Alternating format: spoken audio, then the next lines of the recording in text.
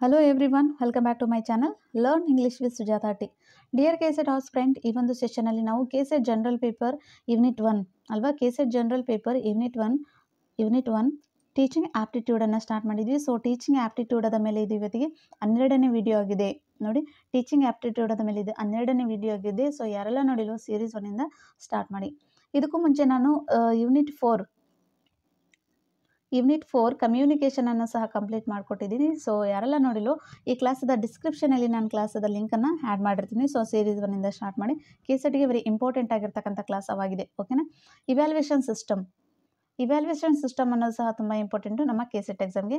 So evaluation system ಅಂತ ಬಂದಾಗ ತಕ್ಷಣ ನಮಗೆ ಯಾಕಾದರೂ ಇವ್ಯಾಲ್ಯೂಯೇಷನ್ ಸಿಸ್ಟಮ್ ಇದೆನೋ, ಯಾಕಾದರೂ ಪರೀಕ್ಷೆ ಇದೆನೋ, ಯಾರಪ್ಪ ತಂದರು ಪರೀಕ್ಷೆನ ಅಂತ ಗೊಣಗಿರುವಂತಹ ಉದಾಹರಣೆಗಳು ಆಲ್ಮೋಸ್ಟ್ ಇದೆ. ಸೊ ಇವ್ಯಾಲ್ಯೂಯೇಷನ್ ಸಿಸ್ಟಮದ ಬಗ್ಗೆ ನಮಗೆ ಆಗ ತಿಳಿದಿರಲಿಲ್ಲ.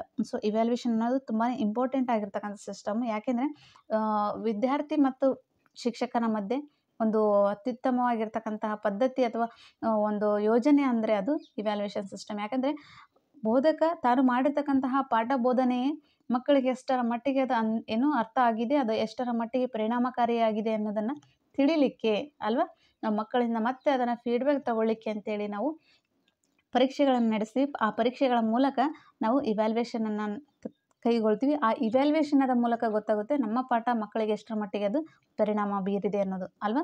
ಸೊ ಇದರ ಮೂಲಕ ಏನು ಗೊತ್ತಾಗುತ್ತೆ ಅಂದರೆ ನಮ್ಮಲ್ಲೇ ಇರ್ತಕ್ಕಂಥ ಇನ್ನಷ್ಟು ಕಲಿಕಾ ಈ ಉಪಕರಣವನ್ನು ಬಳಸಿಬಿಟ್ಟು ಇನ್ನಷ್ಟು ಕಲಿಕೆಯಲ್ಲಿ ನಾವು ಏನು ಮಾಡ್ಬೋದು, ಇಂಪ್ರೂವ್ಮೆಂಟನ್ನು ಮಾಡಿಕೊಂಡು ಮಕ್ಕಳಿಗೆ ಕಲಿಸ್ತಾ ಹೋಗೋದಕ್ಕೆ ನಾವು ಇವ್ಯಾಲ್ಯೂಯೇಷನ್ ಸಿಸ್ಟಮ್ ಅನ್ನೋದು ಈ ಬೋಧನಾ ಮತ್ತು ಕಲಿಕಾ ಪ್ರಕ್ರಿಯೆಯಲ್ಲಿ ಅತ್ಯುತ್ತಮ ಪಾತ್ರವನ್ನು ನಿರ್ವಹಿಸುತ್ತೆ ಅಲ್ವಾ. KSETಗೆ ತುಂಬ ಇಂಪಾರ್ಟೆಂಟ್ ಆಗಿ ಈ ಇವ್ಯಾಲ್ಯೂಯೇಷನ್ ಸಿಸ್ಟಮ್ ಮೇಲೆ ಕ್ವಶನ್ಗಳು ರೈಸ್ ಆಗುತ್ತೆ. ಓಕೆ,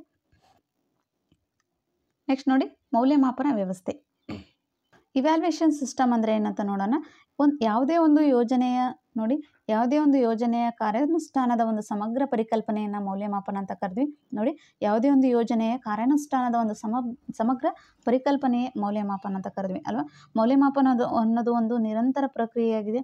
ಬೋಧನಾ ಕಲಿಕಾ ಪ್ರಕ್ರಿಯೆಯಲ್ಲಿ ಪರಿಣಾಮಕಾರಿಯನ್ನು ತಿಳಿಸ್ತಕ್ಕಂತಹ ವಿಚಾರ ಯಾವುದು ಅಂದರೆ ದಟ್ ಈಸ್ ಇವ್ಯಾಲ್ಯೂಯೇಷನ್ ಸಿಸ್ಟಮ್. ಈ ಬೋಧನಾ ಉದ್ದೇಶಗಳು, ಬೋಧನಾ ವಿಧಾನಗಳು ಎಷ್ಟರ ಮಟ್ಟಿಗೆ ಸಫಲವಾಗಿವೆ ನೋಡಿ. ಮಕ್ಕಳಿಗೆ ಕಲಿಸಿರ್ತಕ್ಕಂಥ ಆ ಬೋಧನಾ ವಿಧಾನಗಳು ಎಷ್ಟರ ಮಟ್ಟಿಗೆ ಸಫಲವಾಗಿವೆ ಎಂಬುದನ್ನು ತಿಳಿಯುವುದನ್ನು ವಿದ್ಯಾರ್ಥಿಗಳಿಗೆ ಅವರ ಕಲಿಕೆಯ ಮಟ್ಟವನ್ನು ತಿಳಿಸಲಿಕ್ಕೆ ವೆರಿ ಇಂಪಾರ್ಟೆಂಟ್ ಇದು.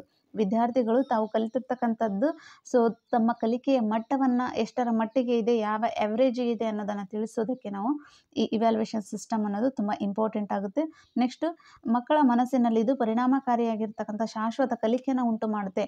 ಫಾರ್ ಎಕ್ಸಾಂಪಲ್ ಇವತ್ತಿನ ಯೂನಿಟ್ ಟೆಸ್ಟ್ ನಾನು ಇಟ್ಟಿದ್ದೀನಿ ಅಂದರೆ ಸೊ ಯೂನಿಟ್ ಟೆಸ್ಟನ್ನು ಇಟ್ಟು ಇವ್ಯಾಲ್ಯೂಯೇಷನ್ ಮಾಡಿ ರಿಟರ್ನ್ ಅವ್ರ ಕೈಗೆ ಅವ್ರು ಬರೆದಿರ್ತಕ್ಕಂಥ ಪೇಪರನ್ನು ಕೊಟ್ಟಾಗ ಸೊ ಅವರು ಎಲ್ಲಿ ಮಿಸ್ಟೇಕ್ ಮಾಡಿದ್ದಾರೆ ಅಲ್ವಾ, ಎಲ್ಲಿ ಮಿಸ್ಟೇಕ್ ಆಗಿದೆ, ಸೊ ನೆಕ್ಸ್ಟ್ ನಾವು ಯಾವ ರೀತಿ ಅದನ್ನು ಇಂಪ್ರೂವ್ಮೆಂಟ್ ಮಾಡ್ಕೋಬೇಕು ಅನ್ನೋದು ಅವರ ಮೈಂಡಿಗೆ ಬರುತ್ತೆ. ಸೊ ಆಗ ಆ ಕಲಿತಿರ್ತಕ್ಕಂಥ ಆ ಶಾಶ್ವತವಾಗಿ ಏನು ಮಾಡುತ್ತೆ ಅದು ಇವ್ಯಾಲ್ಯೂಯೇಷನ್ ಸಿಸ್ಟಮ್ ಅನ್ನೋದು ಮಕ್ಕಳ ಮನಸ್ಸಿನಲ್ಲಿ ಶಾಶ್ವತವಾಗಿ ಕಲಿಕೆ ಅನ್ನೋದನ್ನು ಉಂಟು ಮಾಡ್ತಕ್ಕಂಥದ್ದು. ಮತ್ತಷ್ಟೇ ಅಲ್ಲದೆ ರೀಇನ್ಫೋರ್ಸ್ಮೆಂಟ್ ಮಾಡುತ್ತೆ ನೋಡಿ. ಅವರಿಗೆ ಮತ್ತಷ್ಟು ಪುಷ್ಟೀಕರಣವನ್ನು ಒದಗಿಸ್ತಕ್ಕಂಥ ಕಾರ್ಯ ಯಾವ್ದು ಮಾಡುತ್ತೆ ಅಂದರೆ ದಟ್ ಈಸ್ ಇವ್ಯಾಲ್ಯೂಯೇಷನ್ ಸಿಸ್ಟಮ್ ಮಾಡುತ್ತೆ. ಓಕೆ, ನೆಕ್ಸ್ಟ್ ನೋಡ್ತಾ ಹೋಗೋಣ. ವ್ಯಾಖ್ಯೆಗಳು ನೋಡೋಣ.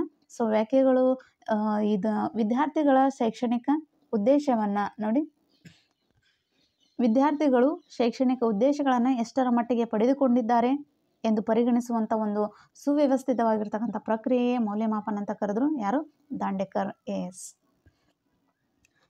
ದಾಂಡೇಕರ್ ಅವರು ಏನು ಹೇಳ್ತಾರೆ ಅಂದರೆ ವಿದ್ಯಾರ್ಥಿಗಳು ಶೈಕ್ಷಣಿಕ ಉದ್ದೇಶಗಳನ್ನು ಎಷ್ಟರ ಮಟ್ಟಿಗೆ ಪಡೆದುಕೊಂಡಿದ್ದಾರೆ ಅನ್ನುವಂಥ ಒಂದು ಕ್ವಶನ್ ಮಾರ್ಕ್ ಬರುತ್ತೆ. ಸೊ ಅದನ್ನು ಪರಿಗಣಿಸುವಂಥ ಒಂದು ಸುವ್ಯವಸ್ಥಿತವಾದ ಪ್ರಕ್ರಿಯೆ ಮೌಲ್ಯಮಾಪನ ಅಂತ ಕರೀತಾರೆ ದಾಂಡೇಕರ್ ಅವರು. ಓಕೆನಾ. ನೆಕ್ಸ್ಟು ಎಡ್ವರ್ಡ್ ಪ್ರೇಮನ್ ಅವರು ಏನು ಹೇಳ್ತಾರೆ ಅಂದರೆ ಬೋಧನೆಯ ಉದ್ದೇಶಗಳು ಎಷ್ಟರ ಮಟ್ಟಿಗೆ ಸಾಧಿಸಲ್ಪಟ್ಟಿದೆ ನೋಡಿ.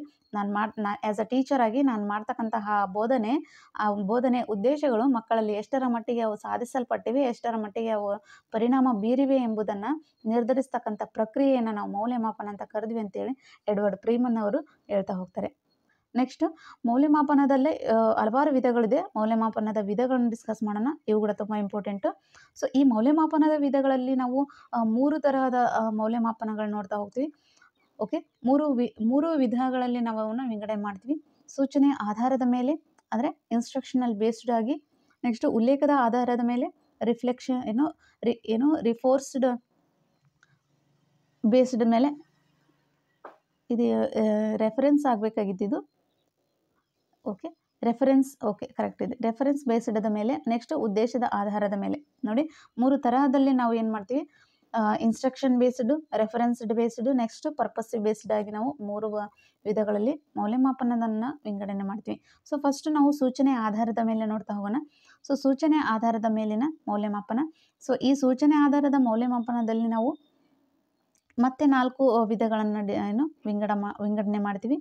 ನಿಯೋಜನೆ ಮೌಲ್ಯಮಾಪನ ಅಂದರೆ ಪ್ಲೇಸ್ಮೆಂಟ್ ಇವ್ಯಾಲ್ಯೂಯೇಷನ್, ರೂಪಣಾತ್ಮಕ ಮೌಲ್ಯಮಾಪನ ಫಾರ್ಮೇಟಿವ್ ಇವ್ಯಾಲ್ಯೂಯೇಷನ್, ನೆಕ್ಸ್ಟು ನೈದಾನಿಕ ಮೌಲ್ಯಮಾಪನ ಡಯಾಗ್ನೋಸ್ಟಿಕ್ ಇವ್ಯಾಲ್ಯೂಯೇಷನ್, ನೆಕ್ಸ್ಟು ಸಂಕಲನಾತ್ಮಕ ಮೌಲ್ಯಮಾಪನ ಸಮ್ಯಾಟಿವ್ ಇವ್ಯಾಲ್ಯೂಯೇಷನ್. ಇವನ್ನ ತುಂಬ ಇಂಪಾರ್ಟೆಂಟ್ ಆಗುತ್ತೆ. ಇವು ನಮ್ಮ ಅಪ್ಲೈಡ್ ಆಗಿ ಮತ್ತು ಡೈರೆಕ್ಟಾಗಿ ಕ್ವಶನ್ಗಳು ಈ 4 ವಿಧಗಳಲ್ಲಿ ಬರ್ತಾ ಹೋಗ್ತವೆ. ಸೊ ಇವನ್ನ ಒಂದೊಂದಾಗಿ ಡಿಸ್ಕಸ್ ಮಾಡ್ತಾ ಹೋಗೋಣ. ಫಸ್ಟು ಪ್ಲೇಸ್ಮೆಂಟ್ ಇವ್ಯಾಲ್ಯೂಯೇಷನ್ ನೋಡೋಣ. ಪ್ಲೇಸ್ಮೆಂಟ್ ಇವ್ಯಾಲ್ಯೂಯೇಷನ್ ಅಂದರೆ ನಾವು ನಿಯೋಜನೆ ಮೌಲ್ಯಮಾಪನ ಅಂತ ಕೂಡ ಕರಿತೀವಿ, ಅಥವಾ ಈ ಸ್ಥಾನ ನಿಗದಿ ಮೌಲ್ಯಮಾಪನ ಅಂತ ಕೂಡ ಕರಿತೀವಿ. ಈ ಪ್ಲೇಸ್ಮೆಂಟ್ ಅಂದರೆ ವಿದ್ಯಾರ್ಥಿಯ ಹಳೆಯ ಜ್ಞಾನ, ನೋಡಿ ವಿದ್ಯಾರ್ಥಿಯ ಹಳೆಯ ಜ್ಞಾನ, ಕೌಶಲ್ಯ, ಸಾಮರ್ಥ್ಯವನ್ನು ಪರೀಕ್ಷಿಸಿ ಅವರಿಗೆ ಸೂಕ್ತವಾಗಿರ್ತಕ್ಕಂಥ ಮಟ್ಟ ಅಥವಾ ಕೋರ್ಸ್ ಅಥವಾ ಈ ಕಾರ್ಯಕ್ರಮವನ್ನು ಆಯ್ಕೆ ಮಾಡಲಿಕ್ಕೆ ಸಹಾಯ ಮಾಡ್ತಕ್ಕಂಥದ್ದಕ್ಕೆ ನಾವು ಈ ಪ್ಲೇಸ್ಮೆಂಟ್ ಇವ್ಯಾಲ್ಯೂಯೇಷನ್ ಅಂತ ಕರಿತೀವಿ. Very important. ಅಂದರೆ ಈಗ ಯಾವುದೇ ಒಂದು ಕೋರ್ಸನ್ನು ಜಾಯ್ನ್ ಆಗ್ತಕ್ಕಂಥ ವಿದ್ಯಾರ್ಥಿಗಳಿಗೆ ಜಾಯ್ನ್ ಆಗೋದಕ್ಕೂ ಮುಂಚೆ ಕೇಳ್ತಕ್ಕಂತಹ ಪ್ರಶ್ನೆ ಅಥವಾ ಮಾಡ್ತಕ್ಕಂಥ ಇವ್ಯಾಲ್ಯೂಯೇಷನ್ಗೆ ನಾವು ಪ್ಲೇಸ್ಮೆಂಟ್ ಇವ್ಯಾಲ್ಯೂಯೇಷನ್ ಅಂತ ಕರಿತೀವಿ. ಇದರ ಉದ್ದೇಶ ನೋಡಿ, ವಿದ್ಯಾರ್ಥಿ ಸರಿಯಾದ ತರಗತಿ ಅಥವಾ ಪಠ್ಯಕ್ರಮ ಅಥವಾ ಗುಂಪಿನಲ್ಲಿ ನಿಯೋಜನೆ ಮಾಡೋದು ಇರ್ಬೋದು. ಅವರು ಈಗಾಗಲೇ ತಿಳಿದಿರ್ತಕ್ಕಂಥ ವಿಷಯನ ಮತ್ತೆ ಏನು ಮಾಡ್ತಾರೆ, ಕಲಿಸದಂತೆ. ಅಂದರೆ ಈಗಾಗಲೇ ಅವರು ಹೊಂದಿರತಕ್ಕಂಥ ನಾಲೆಡ್ಜನ್ನು ಬಿಟ್ಟು ಅವ್ರಿಗೆ ಗೊತ್ತಿಲ್ಲದೇ ಇರತಕ್ಕಂಥ ನಾಲೆಡ್ಜದ ಕಡೆಗೆ ನಾವು ಕೇಂದ್ರೀಕರಿಸಲಿಕ್ಕೆ ಇದು ಪ್ಲೇಸ್ಮೆಂಟ್ ಇವ್ಯಾಲ್ಯೂಯೇಷನ್ ಅನ್ನೋದು ತುಂಬ ಇಂಪಾರ್ಟೆಂಟ್ ಆಗುತ್ತೆ. ಕಲಿಕೆ ಆರಂಭಕ್ಕೂ ಮುನ್ನ ಅವರ ಮಟ್ಟವನ್ನು ಅರ್ಥೈಸುತ್ತೆ ಅಲ್ವಾ. ಕಲಿಕೆ ಆರಂಭಕ್ಕೂ ಮುನ್ನ ಅಂದರೆ ಒಂದು ಕೋರ್ಸಿಗೆ ಇವರು ಜಾಯ್ನ್ ಆಗಿದ್ದಾರೆ ಅಂದರೆ, ಈಗ ನಾವು ಡಿಗ್ರಿ ಕೋರ್ಸಿಗೆ ಜಾಯ್ನ್ ಆಗಿದ್ದೀವಿ ಅಂದರೆ ಫಸ್ಟ್ ಕ್ಲಾಸಲ್ಲಿ ಸರ್ ಏನು ಮಾಡ್ತಾರೆ, ನಮ್ಮಲ್ಲೇ ಇರತಕ್ಕಂಥ ಪ್ರೀ ನಾಲೆಡ್ಜನ್ನು ಕ್ವಶನ್ ಕೇಳೋದ್ರ ಮೂಲಕ ಏನು ಮಾಡ್ತಾರೆ, ಟೆಸ್ಟ್ ಮಾಡ್ತಾರೆ ಅಲ್ವಾ. ಅದಕ್ಕೆ ನಾವು ಪ್ಲೇಸ್ಮೆಂಟ್ ಟೆಸ್ಟ್ ಅಥವಾ ನಿಯೋಜನಾ ಮೌಲ್ಯಮಾಪನ ಅಂತ ಕರಿತೀವಿ. ಉದಾಹರಣೆ ಹೇಳಬೇಕಂದ್ರೆ ಈ ಪ್ರವೇಶ ಪರೀಕ್ಷೆ ಅಥವಾ ಎಂಟ್ರೆನ್ಸ್ ಎಕ್ಸಾಮ್ ಅಂತ ಕರಿತೀವಿ. ಯಾವುದೇ ಒಂದು ಪೋಸ್ಟ್ ಗ್ರ್ಯಾಜುಯೇಷನ್ಗೆ ನಾವು ಅಡ್ಮಿಷನ್ ತೊಗೋಬೇಕಂದ್ರೆ, ಅದು ಯಾವುದೇ ಒಂದು PhDಗೆ ಅಡ್ಮಿಷನ್ ತೊಗೋಬೇಕಂದ್ರೆ ನಾವು ಫಸ್ಟು ಎಂಟ್ರೆನ್ಸ್ ಟೆಸ್ಟನ್ನು ಬರಿತೀವಿ. ಸೊ ಎಂಟ್ರೆನ್ಸ್ ಟೆಸ್ಟನ್ನು ಕ್ಲಿಯರ್ ಆದಮೇಲೆ ಮಾತ್ರ ಅವರಿಗೊಂದು ಅದರ ಬಗ್ಗೆ ಒಂದು ಸ್ವಲ್ಪ ನಾಲೆಡ್ಜ್ ಇದೆ ಅಂದ್ಬಿಟ್ಟು ಅವ್ರು ನಮಗೇನು ಮಾಡ್ತಾರೆ, ಸೀಟ್ಗಳನ್ನು ಅಲಾಟ್ ಮಾಡ್ತಾರೆ. ನೆಕ್ಸ್ಟ್ ಪ್ರೀ ಟೆಸ್ಟ್, ಪೂರ್ವ ಪರೀಕ್ಷೆ ಇರ್ಬೋದು ಕ್ಲಾಸ್ ರೂಮಲ್ಲಿ. ನೆಕ್ಸ್ಟು ಲ್ಯಾಂಗ್ವೇಜ್ ಪ್ಲೇಸ್ಮೆಂಟ್ ಟೆಸ್ಟ್ ಇರ್ಬೋದು, ಭಾಷೆ ನಿಯೋಜತೆ ಪರೀಕ್ಷೆ. Next admission interview. ಈ ಅಡ್ಮಿಷನ್ಗೆ ಹೋದಾಗ ಕೆಲವೊಂದಷ್ಟು ಇಂಟರ್ವ್ಯೂ ಕ್ವಶನ್ಸನ್ನು ಕೇಳ್ತಾರೆ. ಸೊ ಅದು ಕೂಡ ಯಾವುದಕ್ಕೆ ಬೆಸ್ಟ್ ಎಕ್ಸಾಂಪಲ್ ಅಂದರೆ ಪ್ಲೇಸ್ಮೆಂಟ್ ಇವ್ಯಾಲ್ಯೂಯೇಷನ್ಗೆ ಬೆಸ್ಟ್ ಎಕ್ಸಾಂಪಲ್ ಅಂತ ಹೇಳ್ಬೋದು. ನೆಕ್ಸ್ಟ್ ನೋಡಿ, ಇದು ವೆರಿ ಇಂಪಾರ್ಟೆಂಟ್ ಆಗುತ್ತೆ. ಫಾರ್ಮೇಟಿವ್ ಇವ್ಯಾಲ್ಯೂಯೇಷನ್ ಅಂತ ಕರಿತೀವಿ ಅಲ್ವಾ. ರೂಪಣಾತ್ಮಕ ಅಥವಾ ವಿಕಸನಾತ್ಮಕ ಮೌಲ್ಯಮಾಪನ ಅಂತ ಕೂಡ ಕರಿತೀವಿ. ಈ ರೂಪಣಾತ್ಮಕ ಮೌಲ್ಯಮಾಪನ ಅಂದರೆ ಈ ಬೋಧನಾ ಪರೀಕ್ಷೆ ನೋಡಿ, ಬೋಧನಾ ಕಲಿಕಾ ಪಠ್ಯಕ್ರಮ ಪ್ರಗತಿಯಲ್ಲಿದ್ದಾಗ ಅಥವಾ ನಡೀತಾ ಇರುವಕ್ಕಾದರೆ ಕಲಿತಕ್ಕಂಥ ಸಾಧನೆಗಳನ್ನು ನಾವು ವ್ಯವಸ್ಥಿತವಾಗಿ ಅಳೆಯುವುದಾಗಿದೆ.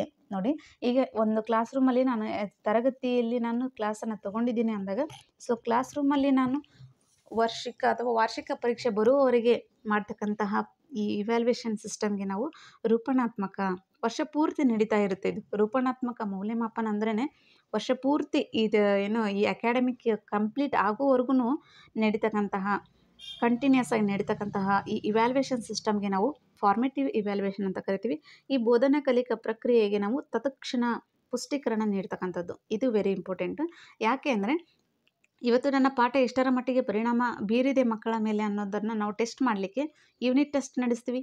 ನೋಡಿ, ಯೂನಿಟ್ ಟೆಸ್ಟ್ ಒಂದಷ್ಟು ಕಿರು ಪರೀಕ್ಷೆ ನಡೆಸ್ತೀವಿ. ನೆಕ್ಸ್ಟ್ ಮಾಸಿಕ ಪರೀಕ್ಷೆ, ತ್ರೈಮಾಸಿಕ ಪರೀಕ್ಷೆ ಈ ಥರ ನಡೆಸೋದಕ್ಕೆ ನಾವು ಫಾರ್ಮೇಟಿವ್ ಅಂದರೆ ಇದು ಒಂದು ಕೋರ್ಸ್ ಆರಂಭವಾಗಿದ್ದಾಗಿನಿಂದ ಕೋರ್ಸ್ ಎಂಡ್ ಆಗುವ ತನಕನೂ ಮಾಡ್ತಕ್ಕಂಥ, ಕಂಟಿನ್ಯೂಸ್ ಆಗಿ ಮಾಡ್ತಕ್ಕಂಥ ಇವ್ಯಾಲ್ಯೂಯೇಷನ್ ಸಿಸ್ಟಮ್ಗೆ ನಾವು ಫಾರ್ಮೇಟಿವ್ ಇವ್ಯಾಲ್ಯೂಯೇಷನ್ ಅಂತ ಕರಿತೀವಿ. ವಿದ್ಯಾರ್ಥಿಗಳಿಗೆ ಅವರ ಕಲಿಕಾ ಸಾಮರ್ಥ್ಯ, ಇದರಿಂದ ಏನಾಗುತ್ತೆ ಅಂದರೆ ವಿದ್ಯಾರ್ಥಿಗಳಿಗೆ ಅವರ ಕಲಿಕಾ ಸಾಮರ್ಥ್ಯ, ಶಿಕ್ಷಕರಿಗೆ ಬೋಧನೆಯ ಇಲ್ಲಿ ನೋಡಿ ಇದು ವೆರಿ ಇಂಪಾರ್ಟೆಂಟ್ ಆಗುತ್ತೆ. ಇದರಿಂದ ರೂಪಣಾತ್ಮಕ ಮೌಲ್ಯಮಾಪನದಲ್ಲಿ ನಾವು ವರ್ಷ ಪೂರ್ತಿ ಪರೀಕ್ಷೆ ಅಥವಾ ಇವ್ಯಾಲ್ಯೂಯೇಷನ್ ಕೈಗೊಳ್ಳೋದರ ಮುಖ್ಯ ಉದ್ದೇಶ ಅಥವಾ ಮಹತ್ವ ಏನಂದರೆ ವಿದ್ಯಾರ್ಥಿಗಳಿಗೆ ಅವರ ಕಲಿಕೆಯ ಸಾಮರ್ಥ್ಯ ಗೊತ್ತಾಗುತ್ತೆ ಅಲ್ವಾ. ನಾನು ಎಷ್ಟರ ಮಟ್ಟಿಗೆ ಓದ್ತಾ ಇದ್ದೀನಿ, ನನ್ನ ರಿಸಲ್ಟ್ ಎಷ್ಟರ ಮಟ್ಟಿಗೆ ಬರ್ತಾ ಇದೆ ಅನ್ನೋದು ಅವ್ರಿಗೆ ಗೊತ್ತಾಗುತ್ತೆ. ನೆಕ್ಸ್ಟ್ ಇದು ಶಿಕ್ಷಕರಿಗೆ ಬೋಧನೆಯ ಪರಿಣಾಮಕತ್ವವನ್ನು ತಿಳಿಸ್ಕೊಡುತ್ತೆ ಅಲ್ವಾ. ಶಿಕ್ಷಕರು ತಾನು ಮಾಡಿರ್ತಕ್ಕಂಥ ಬೋಧನೆ ಎಷ್ಟರ ಮಟ್ಟಿಗೆ ಮಕ್ಕಳಿಗೆ ಅದು ಅರ್ಥ ಆಗಿದೆ ಅನ್ನೋದನ್ನು ಸಹ ತಿಳಿಸ್ಕೊಡುತ್ತೆ. ಮತ್ತು ಪಠ್ಯಕ್ರಮದಲ್ಲಿ ತರಬಹುದಾದ ಬದಲಾವಣೆಗಳ ಬಗ್ಗೆ ತಿಳಿಸ್ಕೊಡುತ್ತೆ. Very important. ಪಠ್ಯಕ್ರಮದಲ್ಲಿ ಇನ್ನೇನಾದರೂ ಚೇಂಜಸ್ ಇದೆಯಾ, ಅಥವಾ ಮಕ್ಕಳಿಗೆ ಈ ಪಠ್ಯಕ್ರಮ ಅವರ ಗುಣಮಟ್ಟಕ್ಕೆ ತಕ್ಕ ಹಾಗೆ, ಅವರ ಕ್ಲಾಸ್ ರೂಮ್ಗೆ, ಅವರ ಏಜ್ಗೆ ತಕ್ಕ ಹಾಗೆ ಪಠ್ಯಕ್ರಮ ಹೊಂದಿಸಿದಾರಾ ಇಲ್ವಾ ಅನ್ನೋದ್ರ ಬಗ್ಗೆ ಸಹ ಅರಿವು ಮೂಡುತ್ತೆ ಅಲ್ವಾ. ಇದೊಂದು ನಿರಂತರ ಪ್ರಕ್ರಿಯೆಯಾಗಿದೆ ಅಲ್ವಾ. ನೆಕ್ಸ್ಟು ವರ್ಷದ ಉದ್ದಕ್ಕೂ ನಡೆಯುವಂತಹ ಮೌಲ್ಯಮಾಪನ ಇದಾಗಿದೆ ಅಲ್ವಾ. ಆಗಲೇ ಹೇಳಿದೆ ನಾನು, ವರ್ಷದ ಉದ್ದಕ್ಕೂ ನಡೀತಕ್ಕಂತಹ ಮೌಲ್ಯಮಾಪನ ವ್ಯವಸ್ಥೆ ಯಾವುದು ಅಂದರೆ ದಟ್ ಈಸ್ ರೂಪಣಾತ್ಮಕ ಮೌಲ್ಯಮಾಪನ ಅಥವಾ ಫಾರ್ಮೇಟಿವ್ ಇವ್ಯಾಲ್ಯೂಯೇಷನ್ ಅಂತ ಕರಿತೀವಿ. ಕಿರು ಪರೀಕ್ಷೆ ಇರ್ಬೋದು, ಘಟಕ ಪರೀಕ್ಷೆ ಇರ್ಬೋದು, ಮಾಸಿಕ ಪರೀಕ್ಷೆ ಮತ್ತು ತ್ರೈಮಾಸಿಕ ಪರೀಕ್ಷೆ, ಇವಿಷ್ಟು ಏನಕ್ಕೆ ಉದಾಹರಣೆ ಅಂದರೆ ಸೊ ಇದು ರೂಪಣಾತ್ಮಕ ಅಥವಾ ಈ ಫಾರ್ಮೇಟಿವ್ ಇವ್ಯಾಲ್ಯೂಯೇಷನ್ಗೆ ಬೆಸ್ಟ್ ಎಕ್ಸಾಂಪಲ್ ಅಂತ ಹೇಳ್ಬೋದು. ನೆಕ್ಸ್ಟ್ ನೈದಾನಿಕ ಪರೀಕ್ಷೆ, ಡಯಾಗ್ನೋಸ್ಟಿಕ್ ಟೆಸ್ಟ್ ಅಂತ ಕರಿತೀವಿ. It is also very important. Diagnostic ಟೆಸ್ಟನ್ನು ಯಾವಾಗ ಕೈಗೊಳ್ತೀವಿ ನಾವು ಅಲ್ವಾ. ಮಕ್ಕಳಲ್ಲಿ ಯಾವುದಾದರೂ ಒಂದು ನ್ಯೂನ್ಯತೆ ಕಂಡು ಬಂದಾಗ, ಕಲಿಕೆಯ ನ್ಯೂನ್ಯತೆಗಳು ಕಂಡು ಬಂದಾಗ ನಾವು ಡಯಾಗ್ನೋಸ್ಟಿಕ್ ಟೆಸ್ಟನ್ನು ಅಳವಡಿಸ್ತೀವಿ ಅಲ್ವಾ. ನೋಡಿ, ಯಾವುದೇ ವಿಷಯವನ್ನು ಓದುವಲ್ಲಿ ಅಥವಾ ಬರೆಯುವಲ್ಲಿ ಅಥವಾ ಕಲಿಯುವಲ್ಲಿ ಕಂಡು ಬರ್ತಕ್ಕಂಥ ಲೋಪದೋಷಗಳನ್ನು ಪತ್ತೆ ಹಚ್ಚಲಿಕ್ಕೆ ಯೋಜನೆ ಮಾಡಿರ್ತಕ್ಕಂಥ ಈ ಪರೀಕ್ಷೆನೇ ನಾವು ನೈದಾನಿಕ ಪರೀಕ್ಷೆ ಅಂತ ಕರಿತೀವಿ ಅಲ್ವಾ. ನೆಕ್ಸ್ಟ್ ನೋಡಿ, ಈ ಕೆಲವು ವಿಷಯಗಳನ್ನು ಕಲಿಯಲಿಕ್ಕೆ ವಿದ್ಯಾರ್ಥಿಗಳಲ್ಲಿ ಪೂರ್ವಭಾವಿ ಕೌಶಲ್ಯಗಳು, ಸಾಮರ್ಥ್ಯಗಳು ಅತ್ಯವಶ್ಯಕವಾಗಿ ಇರಲೇಬೇಕು. ಸೊ ಅವು ಇಲ್ಲ ಅಂದಾಗ ಮಾತ್ರ ನೆಕ್ಸ್ಟಿನ ಕೋರ್ಸು, ನೆಕ್ಸ್ಟಿನ ಈ ಕಲಿಕೆ ಅನ್ನೋದು ಮಕ್ಕಳಿಗೆ ಸವಾಲಿನ ವಿಚಾರ ಆಗುತ್ತೆ ಅಲ್ವಾ. ನೆಕ್ಸ್ಟ್ ನೋಡಿ, ಈ ಮಕ್ಕಳು ಯಾವುದಾದ್ರೂ ಒಂದು ವಿಚಾರವನ್ನು ಕಲ್ತಿದ್ದಾರೆ ಅಂದರೆ, ಅಥವಾ ಆ ಕಲೀಲಿಕ್ಕೆ ಅವರು ಏನಾದರೂ ನ್ಯೂನ್ಯತೆ ಪಡ್ತಾ ಇದ್ದಾರೆ, ಕಷ್ಟಪಡ್ತಾ ಇದ್ದಾರೆ ಅಂದರೆ ಅವರಲ್ಲಿ ಕಲಿಕೆಯ ನ್ಯೂನ್ಯತೆಗಳು ಅಥವಾ ಕಲಿಕೆಯಲ್ಲಿ ಒಂದಷ್ಟು ಕಷ್ಟಪಡ್ತಾ ಇದ್ದಾರೆ ಅಂದರೆ ಕಲಿಕೆ ನ್ಯೂನ್ಯತೆಗಳು ಕಂಡು ಬರ್ತಾ ಇರುತ್ತೆ. ಸೊ ಅಂತಹ ವಿದ್ಯಾರ್ಥಿಗಳನ್ನು ಆ್ಯಸ್ ಅ ಟೀಚರ್ ಆಗಿ ನಾವೇನು ಮಾಡಬೇಕು ಅಂದರೆ, ಆ ಕಲಿಕಾ ನ್ಯೂನ್ಯತೆ ಉಳ್ಳಿರ್ತಕ್ಕಂಥ ಮಕ್ಕಳನ್ನು ಚಾಯ್ಸ್ ಮಾಡಿ ಆ ಕಲಿಕೆಗೆ ಅವ್ರಿಗೆ ಬೇಕಾಗಿರ್ತಕ್ಕಂತಹ ವಿಚಾರಗಳನ್ನು, ಅಂದರೆ ಅವರು ಎಲ್ಲಿ ನ್ಯೂನ್ಯತೆಯನ್ನು ಅನುಭವಿಸ್ತಾ ಇದ್ದಾರೋ ಅದಕ್ಕೆ ನಾವು ತಕ್ಷಣವಾಗಿ ಪರಿಹಾರವನ್ನು ನೀಡಬೇಕು ಅಲ್ವಾ. ತಕ್ಷಣವಾಗಿ ಪರಿಹಾರವನ್ನು ನೀಡಿಬಿಟ್ಟು ಅವರಲ್ಲಿ ಮತ್ತೆ ಕಲಿಕೆಯ ಮಹತ್ವವನ್ನು ಅಥವಾ ಕಲಿಕೆಯ ಗುಣಮಟ್ಟವನ್ನು ಹೆಚ್ಚಿಸ್ತಾ ಹೋಗೋದಕ್ಕೆ ನಾವು ನೈದಾನಿಕ ಪರೀಕ್ಷೆ ಅಂತ ಕರಿತೀವಿ. ಇದು ಆ ವಿದ್ಯಾರ್ಥಿಗಳು ಆ ವಿದ್ಯಾರ್ಥಿಗಳ ಕಲಿಕೆಯಲ್ಲಿ ಹಿಂದುಳಿಯುವಂತೆ ಮಾಡುತ್ತೆ. ನಾವು ಡಯಾಗ್ನೋಸ್ಟಿಕ್ ಟೆಸ್ಟನ್ನು ಮಾಡದೇ ಇದ್ದರೆ ಕಲಿಕೆಯಲ್ಲಿ ಮಕ್ಕಳು ಹಿಂದುಳಿದು ಬಿಡ್ತಾರೆ ಅಲ್ವಾ. ಅವರ ಮುಂದಿನ ಕಲಿಕೆ ಸುಗಮವಾಗಿ ಸಾಗಬೇಕಾದ್ರೆ ತೊಂದರೆಗಳನ್ನು ನಿವಾರಿಸಲೇಬೇಕು. ಆ್ಯಸ್ ಅ ಟೀಚರ್ ಆಗಿ ಅವನು ಅನುಭವಿಸ್ತಿರ್ತಕ್ಕಂಥ ಕೆಲವೊಂದಷ್ಟು ಕಲಿಕಾ ನ್ಯೂನ್ಯತೆಗಳನ್ನು ಏನು ಮಾಡಬೇಕು, ನಿವಾರಣೆ ಮಾಡಬೇಕಾಗುತ್ತೆ. ನೆಕ್ಸ್ಟು ಹೀಗೆ ಅವರ ಸಾಮರ್ಥ್ಯ ಕೊರತೆ ತಿಳಿಲಿಕ್ಕೆ ನೋಡಿ, ಅವರ ಸಾಮರ್ಥ್ಯದ ಕೊರತೆಯನ್ನು ತಿಳಿಲಿಕ್ಕೆ ಇಂತಹ ನೈದಾನಿಕ ಪರೀಕ್ಷೆಗಳು ಶಿಕ್ಷಕರಿಗೆ ಅವಶ್ಯಕವಾಗಿ ಬೇಕಾಗುತ್ತೆ. ಹೀಗೆ ಅವರಲ್ಲಿರ್ತಕ್ಕಂಥ ಸಣ್ಣ ಸಣ್ಣ ಕಲಿಕಾ ನ್ಯೂನ್ಯತೆಗಳನ್ನು ಹೋಗಲಾಡಿಸಿ ಅವರನ್ನು ಮತ್ತೆ ಕಲಿಕೆಯತ್ತ ಹೇಳ್ಕೊಂಡು ಬಂದರೆ ಸಾಕು. ಸೊ ಅವರ ದಾರಿ ಏನಾಗುತ್ತೆ, ಸುಗಮಕಾರಿಯಾಗಿ ಸಾಗ್ತಾ ಹೋಗುತ್ತೆ ಅಲ್ವಾ. ಇದಕ್ಕೆ ನಾವು ನೈದಾನಿಕ ಪರೀಕ್ಷೆ ಅಂತ ಕರಿತೀವಿ. ನೆಕ್ಸ್ಟ್ ನೋಡಿ, ನೈದಾನಿಕ ಪರೀಕ್ಷೆ ಇದ್ರದ್ದು ಏನು ಅರ್ಥ ಇದೆ, ನೈದಾನಿಕ ಪರೀಕ್ಷೆಯ ಅರ್ಥ ಯಾವುದೇ ಒಂದು ನಿರ್ದಿಷ್ಟ ಕ್ಷೇತ್ರದಲ್ಲಿ ವಿದ್ಯಾರ್ಥಿ ಕಲಿಕೆಯ ದೌರ್ಬಲ್ಯಗಳನ್ನು ನಿರ್ದಿಷ್ಟವಾಗಿ, ನಿಖರವಾಗಿ ಮತ್ತು ವೈಜ್ಞಾನಿಕವಾಗಿ ಪತ್ತೆ ಹಚ್ಚಬೇಕು. ಶಿಕ್ಷಕನಾಗಿ ನಾವು ಕಲಿಕೆಯ ನ್ಯೂನತೆಗಳನ್ನು ಅತಿ ವೇಗವಾಗಿ ಪತ್ತೆ ಹಚ್ಚಬೇಕು. ಉದಾಹರಣೆ ಹೇಳ್ಬೇಕಂದ್ರೆ, ಈ ಕ್ಲಾಸ್ ರೂಮಲ್ಲಿ ಅಲ್ವಾ, ಈ ವರ್ಗಕೋಣೆಯಲ್ಲಿ ಒಬ್ಬ ವಿದ್ಯಾರ್ಥಿ ಕ್ಲಾಸ್ ಕೇಳೋದನ್ನು ಬಿಟ್ಟು ಅಥವಾ ತರಗತಿಯನ್ನು ಆಲಿಸುವುದನ್ನು ಬಿಟ್ಟು ಎಲ್ಲೋ ಕಿಟಕಿ ಕಡೆ ನೋಡ್ತಾ ಇದೆ ಅಥವಾ ತಲೆ ಕೆರಿತಾ ಇದೆ ಅಂದಾಗ ಸೊ ಅವನಲ್ಲಿ ಏನು ಆಸಕ್ತಿ ಇರಲ್ಲ, ಯಾವುದ್ರ ಬಗ್ಗೆ, ಆ ಕ್ಲಾಸದ ಬಗ್ಗೆ, ಆ ಟೀಚಿಂಗದ ಬಗ್ಗೆ ಆಸಕ್ತಿ ಇರಲ್ಲ. ಸೊ ಅಂತಹ ವಿದ್ಯಾರ್ಥಿಗಳ ಗಮನ ಸೆಳೀಲಿಕ್ಕೆ ಒಂದಷ್ಟು ಟೀಚಿಂಗ್ ಏಡ್ಸ್ಗಳನ್ನು ನಾವು ಖಂಡಿತವಾಗಿ ಉಪಯೋಗ ಮಾಡಲೇಬೇಕು. ಸೊ ಈ ಥರ ಒಂದಷ್ಟು ಟೀಚಿಂಗ್ ಏಡ್ಸ್ಗಳನ್ನು ಉಪಯೋಗ ಮಾಡಿ ನಾವು ತರಗತಿಗಳನ್ನು ಕೈಗೊಳ್ಳೋದ್ರಿಂದ ಮಕ್ಕಳಿಗೆ ಇನ್ನಷ್ಟು ಏನಾಗುತ್ತೆ, ಆಸಕ್ತಿದಾಯಕವಾಗಿ ಅವರಲ್ಲಿ ಸಣ್ಣ ಪುಟ್ಟ ಕಲಿಕಾ ನ್ಯೂನತೆಗಳನ್ನು ಹೋಗಲಾಡಿಸಲಿಕ್ಕೆ ಮುಖ್ಯ ಉಪಾಯ ಅಂದ್ರೇ ಟೀಚಿಂಗ್ ಏಡ್ಸ್ ಅಲ್ವಾ. ನಾವು ಬೋರ್ಡಿನ ಮೇಲೆ ಯಾವುದಾದ್ರೂ ಒಂದು ಚಿತ್ರ ತೆಗೆದು ಮಕ್ಕಳಿಗೆ ಪಾಠ ಮಾಡೋದಿರ್ಬೋದು ಅಲ್ವಾ. ಡಿಜಿಟಲ್ ಬೋರ್ಡ್ಗಳು ಈಗ ಆಲ್ಮೋಸ್ಟ್ ಎಲ್ಲ ಸ್ಕೂಲ್ ಕಾಲೇಜುಗಳಲ್ಲಿ ಡಿಜಿಟಲ್ ಬೋರ್ಡ್ಗಳು ಬಂದಿದೆ. ಸೊ ಆ ಡಿಜಿಟಲ್ ಬೋರ್ಡ್ಗಳ ಮೂಲಕ ನಾವು ಇಂಟರ್ನೆಟ್ಟನ್ನು ಬಳಸ್ಕೊಂಡ್ಬಿಟ್ಟು ತಾಂತ್ರಿಕವಾಗಿ ಅವರಿಗೆ ಒಂದಷ್ಟು ವೀಡಿಯೋಸ್ಗಳನ್ನು, ಆಡಿಯೋಸ್ಗಳನ್ನು ಕೇಳಿಸೋದ್ರ ಮೂಲಕ ಪಾಠವನ್ನು ಮಾಡೋದ್ರಿಂದ ಸೊ ಆ ವಿದ್ಯಾರ್ಥಿಯಲ್ಲಿರ್ತಕ್ಕಂಥ ಸಣ್ಣ ಪುಟ್ಟ ನ್ಯೂನತೆಗಳನ್ನು ಹೋಗಲಾಡಿಸ್ಬೋದು. ಅವರ ಆಸಕ್ತಿಯನ್ನು ಅತಿ ವೇಗವಾಗಿ ನಾವು ಹಿಡಿದಿಡಬಹುದು ಅಲ್ವಾ. ಈ ಥರದ ಲೋಪದೋಷಗಳನ್ನು ಕಂಡುಕೊಳ್ಳಲು ನಡೀತಕ್ಕಂಥ ಪರೀಕ್ಷೆಗಳನ್ನು ನಾವು ಏನಂತ ಕರಿತೀವಿ, ನೈದಾನಿಕ ಪರೀಕ್ಷೆ ಅಂತ ಕರಿತೀವಿ. ಈ ಗುಡ್ರವರ ಪ್ರಕಾರ ನೈದಾನಿಕ ಪರೀಕ್ಷೆ ಅಂದರೆ ವಿದ್ಯಾರ್ಥಿಗಳ ಕಲಿಕೆಯ ಕಷ್ಟ ಮತ್ತು ನ್ಯೂನತೆಗಳನ್ನು ಕಂಡುಹಿಡಿಯುವುದೇ ನೈದಾನಿಕ ಪರೀಕ್ಷೆ. ಬರೀ ಕಂಡುಹಿಡಿಯುವುದಲ್ಲ, ನನ್ನ ಪ್ರಕಾರ ಆ ಕಲಿಕಾ ನ್ಯೂನತೆಗಳನ್ನು ಕಂಡು ಹಿಡಿದ್ಬಿಟ್ಟು ಅವಕ್ಕೆ ಸರಿಯಾದಂಥ ಪರಿಹಾರವನ್ನು ನೀಡ್ತಕ್ಕಂಥ ವ್ಯವಸ್ಥೆ ಆ್ಯಸ್ ಅ ಶಿಕ್ಷಕನಾಗಿ ಮಾಡಲೇಬೇಕಾಗುತ್ತೆ. ಸೊ ಆಗ ಅದಕ್ಕೆ ಒಂದು ನ್ಯೂನತೆಗೆ ಒಂದು ಪರಿಹಾರ ಕಂಡು ಹಿಡಿದು ಆ ಕಲಿಕೆಯತ್ತ ಮತ್ತೆ ಮಕ್ಕಳನ್ನು ತಂದೊಯ್ಯುವಂತಹ ಒಂದು ವಿಧಾನಕ್ಕೆ ನಾವು ಏನು ಈ ನೈದಾನಿಕ ಪರೀಕ್ಷೆ ಅಥವಾ ಡಯಾಗ್ನೋಸ್ಟಿಕ್ ಟೆಸ್ಟ್ ಅಂತ ಕರೆದ್ವಿ. ಓಕೆ, ಐ ಹೋಪ್ ಈ ಕ್ಲಾಸ್ ನಿಮಗೆ ಅರ್ಥ ಆಗ್ತಾಯಿದೆ ಅಂದ್ಕೊಳ್ತೀನಿ. ನೆಕ್ಸ್ಟು ಈ ಯಾವುದು ಸಮೇಟಿವ್ ಇವ್ಯಾಲ್ಯೂಯೇಷನ್ ಕೂಡ ತುಂಬ ಇಂಪಾರ್ಟೆಂಟ್. ಸಂಕಲನಾತ್ಮಕ ಅಥವಾ ಸಂಯೋಜಿತ ಮೌಲ್ಯಮಾಪನ ಅಂತ ಕರಿತೀವಿ ಇದನ್ನು. ಯಾವುದೇ ಪ್ರಯತ್ನದ ಕೊನೆಯ ಉತ್ಪನ್ನವನ್ನು ಮಾಡುವಂಥ ನೋಡಿ, ಯಾವುದೇ ಪ್ರಯತ್ನದ ಕೊನೆಯ ಉತ್ಪನ್ನವನ್ನು ಮೌಲ್ಯಮಾಪನ ಮಾಡುವ ಉದ್ದೇಶ ಹೊಂದಿರತಕ್ಕಂತಹ ಮೌಲ್ಯಮಾಪನವೇ ಸಂಕಲನಾತ್ಮಕ ಮೌಲ್ಯಮಾಪನ. ಇದು ಒಂದು ಹಂತದ ಬೋಧನೆ ಅಥವಾ ಕಲಿಕೆಯ ಪ್ರಕ್ರಿಯೆ ಮುಗಿದ ಮೇಲೆ, ಇದು ಇಂಪಾರ್ಟೆಂಟ್. ಒಂದು ಕಲಿಕೆಯ ಪ್ರಕ್ರಿಯೆ ಅನ್ನೋದು ಒಂದು ವಾರ್ಷಿಕವಾಗಿ ಕೈಗೊಳ್ತಕ್ಕಂತಹ ಮೌಲ್ಯಮಾಪನ ಯಾವುದು ಅಂದರೆ ಇದು ಸಂಕಲನಾತ್ಮಕ. ಒಂದು ಹಂತದ ಬೋಧನೆ ಅಂದರೆ ಕಲಿಕೆ ಪ್ರಕ್ರಿಯೆ ಮುಗಿದ ಮೇಲೆ, ಕಲಿಕಾ ಪ್ರಕ್ರಿಯೆ ಮುಗಿದ ಮೇಲೆ ಈ ಶಿಕ್ಷಣ ಉದ್ದೇಶಗಳನ್ನು ಎಷ್ಟರ ಮಟ್ಟಿಗೆ, ನಮ್ಮ ಶಿಕ್ಷಣ ಉದ್ದೇಶ ಎಷ್ಟರ ಮಟ್ಟಿಗೆ ಸಫಲವಾಗಿವೆ ಎಂಬುದನ್ನು ಅಳೆಯಲಿಕ್ಕೆ ನಡೆಸುವಂಥ ಮೌಲ್ಯಮಾಪನವೇ ಸಂಕಲನಾತ್ಮಕ ಮೌಲ್ಯಮಾಪನವಾಗಿದೆ. ಇದು ವಿದ್ಯಾರ್ಥಿಗಳನ್ನು ವರ್ಷದ ಕೊನೆಯಲ್ಲಿ ಪರೀಕ್ಷಿಸುವುದು, ವಿದ್ಯಾರ್ಥಿಗಳನ್ನು ವರ್ಷದ ಅಂತ್ಯದಲ್ಲಿ ಕ್ರಿಯಾಶೀಲರನ್ನಾಗಿ ಮಾಡುವಂಥ ಒಂದು ಇವ್ಯಾಲ್ಯೂಯೇಷನ್ ಸಿಸ್ಟಮ್ಗೆ ನಾವು ಸಮೇಟಿವ್ ಇವ್ಯಾಲ್ಯೂಯೇಷನ್ ಅಂತ ಕರಿತೀವಿ.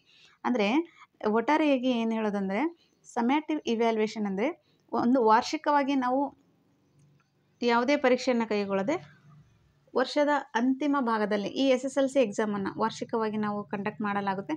ಸೊ ಈ SSLC ಪರೀಕ್ಷೆಯನ್ನು ವರ್ಷದ ಅಂದರೆ ಈಗ ಎಲ್ಲ ಅಕಾಡೆಮಿಕ್ ವರ್ಷ ಮುಗಿದ ನಂತರ, ಎಲ್ಲ ಸಿಲೆಬಸ್ ಮುಗಿದ ನಂತರ ಕೈಗೊಳ್ತಕ್ಕಂಥದ್ದು. ಆಗ ಈ ಇವ್ಯಾಲ್ಯೂಯೇಷನನ್ನು ಕೈಗೊಳ್ಳೋದಕ್ಕೆ ನಾವು ಸಮೇಟಿವ್ ಇವ್ಯಾಲ್ಯೂಯೇಷನ್ ಅಂತ ಕರಿತೀವಿ ಅಲ್ವಾ. ಇದು ವಿದ್ಯಾರ್ಥಿಯನ್ನು ವರ್ಷದ ಕೊನೆಯಲ್ಲಿ ಪರೀಕ್ಷೆ ಮಾಡೋದಕ್ಕೆ ನಾವು ಸಮೇಟಿವ್ ಇವ್ಯಾಲ್ಯೂಯೇಷನ್ ಅಂತ ಕರಿತೀವಿ. ಅಂದರೆ ವಿದ್ಯಾರ್ಥಿಗಳು ವರ್ಷದ ಅಂತ್ಯದಲ್ಲಿ ತುಂಬ ಕ್ರಿಯಾಶೀಲರಾಗ್ತಾರೆ. ಸೊ ಇದಕ್ಕೆ ಉದಾಹರಣೆ ಅಂದರೆ ವಾರ್ಷಿಕ ಪರೀಕ್ಷೆ, SSLC ಎಕ್ಸಾಮ್ ಇರ್ಬೋದು ಅಲ್ವಾ. SSLC ಎಕ್ಸಾಮನ್ನು ನಾವು ಸಮೇಟಿವ್ ಇವ್ಯಾಲ್ಯೂಯೇಷನ್ಗೆ ಬೆಸ್ಟ್ ಎಕ್ಸಾಂಪಲ್ ಅಂತ ಹೇಳ್ಬೋದು. ಪಬ್ಲಿಕ್ ಪರೀಕ್ಷೆಗಳು ಇವೆಲ್ಲ ಏನಕ್ಕೆ ಉದಾಹರಣೆ ಅಂದರೆ ಸಮೇಟಿವ್ ಇವ್ಯಾಲ್ಯೂಯೇಷನ್ಗೆ ಬೆಸ್ಟ್ ಎಕ್ಸಾಂಪಲ್ ಅಂತ ಹೇಳ್ಬೋದು ಅಲ್ವಾ. ನೆಕ್ಸ್ಟ್ ನಾವು ನಾಳೆ ಕ್ಲಾಸಲ್ಲಿ ಉಲ್ಲೇಖ ಆಧಾರಿತ ಮಾನದಂಡ ಅಂದರೆ ರೆಫರೆನ್ಸ್ ಬೇಸ್ಡ್ ಈ ಇವ್ಯಾಲ್ಯೂಯೇಷನ್ ಸಿಸ್ಟಮನ್ನು ನೋಡ್ತಾ ಹೋಗೋಣ.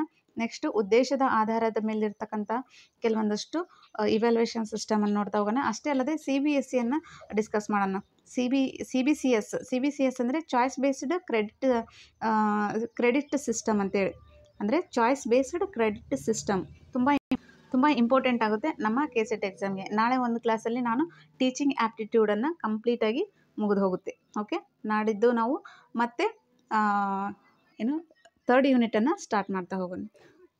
ಸೆಕೆಂಡ್ ಯೂನಿಟನ್ನು ಸ್ಟಾರ್ಟ್ ಮಾಡೋಣ. ಇದು ಇವತ್ತಿಗೆ ನಾಳೆಗೆ ನಾವು ಟೀಚಿಂಗ್ ಆ್ಯಪ್ಟಿಟ್ಯೂಡನ್ನು ಕಂಪ್ಲೀಟ್ ಮಾಡೋಣ. ಇನ್ನು ಇವತ್ತಿಗೆ ನಾನು ಸಂಜೆ ಒಂದು ಕ್ಲಾಸನ್ನು ಅಪ್ಲೋಡ್ ಮಾಡ್ತೀನಿ. ಸೊ ಆ ಕ್ಲಾಸಲ್ಲಿ ನಾವು ಟೀಚಿಂಗ್ ಆ್ಯಪ್ಟಿಟ್ಯೂಡನ್ನು ಕಂಪ್ಲೀಟಾಗಿ ಮುಗಿಸ್ತಾ ಹೋಗೋಣ. ಸೊ ಯಾರಿಗೆಲ್ಲ ನನ್ನ ಕ್ಲಾಸಸ್ ಇಷ್ಟ ಆಗ್ತಾಯಿದ್ದೇನೋ, so do subscribe my channel. ನಿಮ್ಮ ಎಲ್ಲ KCET ಆಸ್ಪಿರೆಂಟ್ ಅಥವಾ ಫ್ರೆಂಡ್ಸಿಗೆ ನನ್ನ ಚಾನಲನ್ನು ಶೇರ್ ಮಾಡಿ, ರೆಫರ್ ಮಾಡಿ. ಓಕೆ, ಲೈಕ್ ಮಾಡಿ. ಇದರಲ್ಲಿ ಏನಾದರೂ ಸಮಸ್ಯೆ ಇದ್ದರೆ ಅಥವಾ ಏನಾದರೂ ಆ್ಯಡ್ ಮಾಡೋದಿತ್ತಂದರೆ, ಇದರ ಕ್ಲಾಸದ ಬಗ್ಗೆ ಏನಾದರೂ ಇತ್ತಂದರೆ ಕಾಮೆಂಟ್ ಮೂಲಕ ತಿಳಿಸ್ತಾ ಬರ್ರಿ. Okay, thank you so much.